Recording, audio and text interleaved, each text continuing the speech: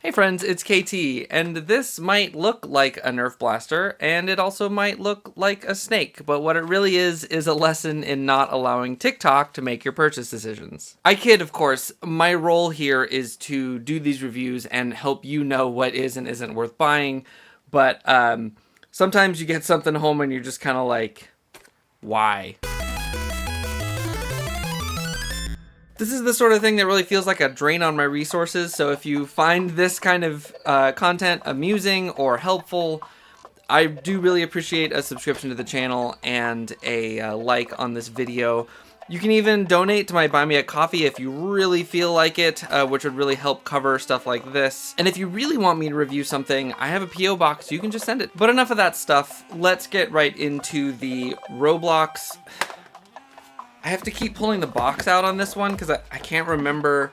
Roblox Zombie Attack Viper Strike. If you're not familiar with Roblox, it's more of like a game platform where you can design your own things within Roblox and then people can play those games. So the very popular Nerf FPS, which is now called Foam FPS, was designed just by people who wanted to build it for fun. And then it was available to other people. Zombie Attack is presumably a game in Roblox, and the Viper Strike is a weapon that is now available in that game. And indeed, one of the things you get is this code to unlock this blaster in that game. I'm going to be doing a giveaway for this code, probably on TikTok, so keep an eye out for that. If you're into Roblox. I really don't know where it went. I feel like oh, here it is. Now, the Nerf Roblox line has a history of very flashy looking blasters that don't offer a ton in terms of performance. I actually really liked this one, Adopt Me Bees, although admittedly the lever action can be a little bit flimsy, but this one was pretty fun. But that flimsiness has been a continuing factor in the Roblox line of blasters. This one in particular has this Bipod, which is just the flimsiest plastic you could possibly imagine. The Bipod it flips up, but it only goes, I keep forgetting that it only goes forward. I feel like it should go backwards because then it would be like out of the way over here, right? But no, it goes this way. But the Bipod is incredibly flimsy, and worse, the priming handle is super, super flimsy. And actually from this getting like pushed on once, it's been difficult to sort of bend this back. Okay, I'm getting ahead of myself. Let me back up. Let's go stem to stern on this blaster, and then we'll kind of talk about my problems with it. So when you open up the box, the blaster comes in two pieces. This barrel and the Bipod thing are detached from it completely, and then you lock them into place, and they are permanently attached. We always say permanently because in a normal situation, you're not going to be able to pop it back off easily. You could unscrew this blaster and remove the barrel. Now, I do think that Nerf has been getting better at decreasing the performance drop that you get when you attach the barrel. When I tested this blaster before attaching the barrel, I was getting in the high 70s, and when I attached the barrel, I was getting 70 to low 70s.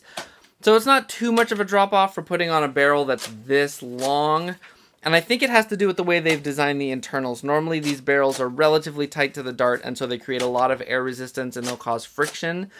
And I think that they've just sort of opened them up and decreased the air resistance problem. And I do gotta say, the snake is hilarious. I really just love this visually. It could have been a lot better. I would have loved it a little bit of paint on the fangs, or if these had been a separate... Actually, wait. The fangs are a separate rubber part. I really wish they'd made them white.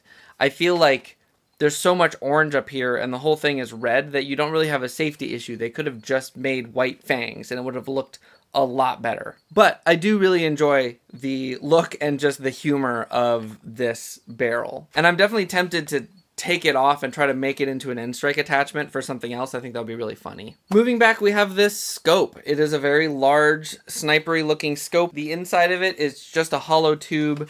There is a little cross shape inside for targeting. Perfectly solid play feature, nothing wrong with it, but it is not a real optic. And then we get to the priming bar, and this is an ambidextrous priming bar. You've got it on both sides. It's permanently attached once you lock it in. You could choose when you get this blaster only to attach one of them if you really only wanted one, which is a nice option. But once you lock it in there, it's going to be difficult but not impossible to get back out. Now, one of my big complaints about this is how flimsy the priming bar is. This is a important place where you interact with the blaster, and yet it bends really, really easily up and down. If this were dropped or stepped on, this would crease down and not want to come back up. Mine are already sort of sagging because kids have been playing with them and they've leaned on them or whatever. So I don't have a lot of hope for the longevity of the priming bar itself. Now, it works like any other blaster like this. You pull the priming bar back and now you can use the mag release here, which I actually really like. The mag release, it's got this great little snake detail on it, which I think is super, super fun. The magazine is a 6-round Nerf magazine. It's specifically designed for this blaster, but as far as I can tell, it's completely compatible with every other Nerf magazine and drum and everything else that I could put in it. It's a flat mag well, and there's really nothing unusual going on here. It's really comparable to the regular 6-round Nerf magazines. And it does what you'd expect. Here we get to the grip and the ergonomics of the blaster, and there's some real problems here. Now, as an adult, this is a very small trigger well. My finger fills pretty much the whole thing, so I'm rubbing up against the sides when I use it. So even though I know this grip is appropriately sized for kids, I also know that the insides of the trigger well are rough. The seams are really bad, and it's uncomfortable keeping your finger in here and pulling the trigger over and over again. This kind of integrated stock is so normal for this kind of design at this point, I am not even concerned about it. It's definitely a kid-sized stock. I'm sort of mixed on thumbhole grips in general. This one really bothers me because it's just small and it's like square and it's just uncomfortable. All right, hey, there you are. It's KT from the future, and I'm here to tell you that while I was filming the 1-minute review for this, I was not 100% sure if it had slam fire or not. I didn't think it did, and then it sort of did it, and it was acting weird, and so I just tried it and forced it a little bit, and it did it once. It slam fired. I held down the trigger and I pushed the thing forward, and it popped out a dart. And then I tried to do it again, and it locked up. And it has been completely jammed since then. So it's got this little button on here that's supposed to allow you to move there we go, priming bar. That did work. That dart is thrashed. I don't think this blaster is supposed to have slam fire. I don't know why it did do it that one time. There we go. But I wouldn't recommend trying it. Because it will jam like that. Luckily it does have the unjamming button here on the side, which is a very important feature, but yeah, I don't know. It's just kind of cheap. Here we are outside with the Viper Strike. Is that what it was called? I still can't remember what this blaster is called. I've got Adventure Force waffles loaded in the magazine, and we're going to shoot this down range. I'm about 40 feet away from the target, which is all I'm really expecting to get out of this blaster, so let's see what happens. Barely reaches the target. Oh, I did hit it that time.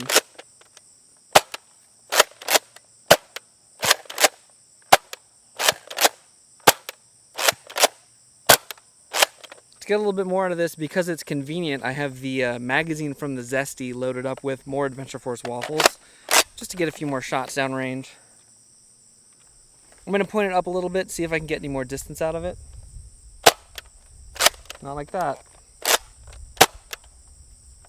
Definitely not like that.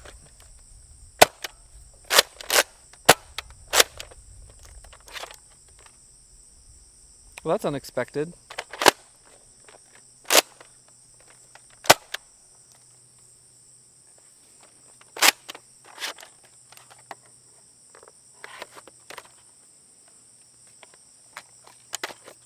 I'm going to switch back to the magazine that came with it. Okay, back with the original mag. No, it's... I think there was a dart stuck inside or something.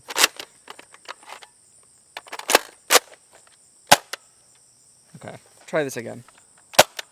Okay, there we go. It's not the magazine. I thought it might be a magazine thing.